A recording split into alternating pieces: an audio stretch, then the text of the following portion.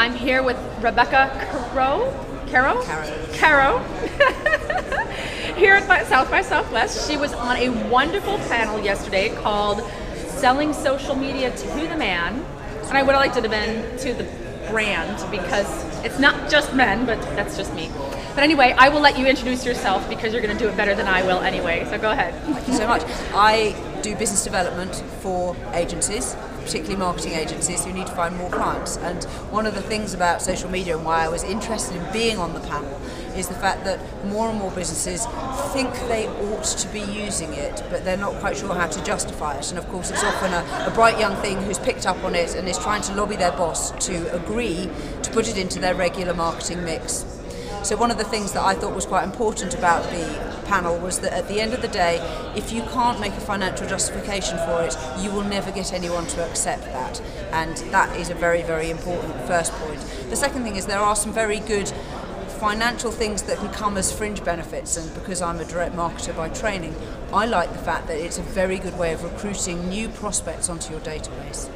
I think that's really important, even as this is a common theme that I'm hearing at a lot of conferences with small publishers, because I think they kind of feel like, well, we want the marketers to come to us and speak our language, and I'm trying to get the word out there is that no, yeah, they might need to be able to build a relationship with us, but we need to speak advertising language because they need to then report back to their clients. It is still all about ROI, and you need to communicate what it is that you're bringing to the table as a small publisher. It's the same in any industry. Whether you want to find clients in that industry or become a supplier to that industry, you've got to speak that industry's language. And I was at another session which was talking about brands funding filmmakers.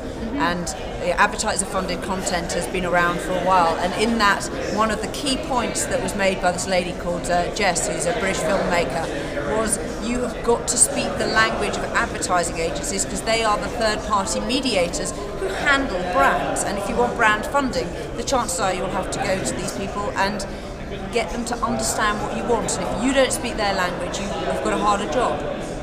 Beautifully put, thank you. So, we were just talking before we started kind of about how social media is evolving and that this year there's a lot of new things that are happening. It's starting to get more and more adopted, and I really would like to kind of hear from you. Where do you think that social media and Web 2.0 is it? What is Web 3.0? Where do you see it all going?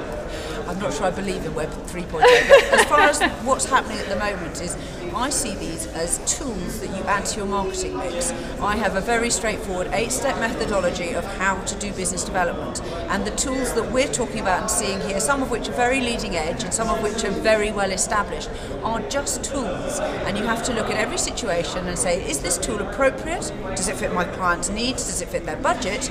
And can my client actually work with it, or are they going to find it alienating and a bit too strange, as in a big leap from where they are now?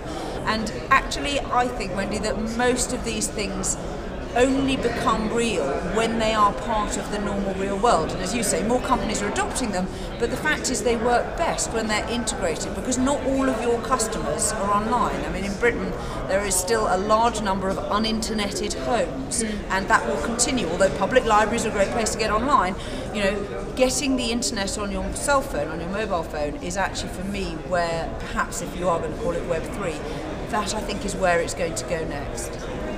So where can we find you for more information?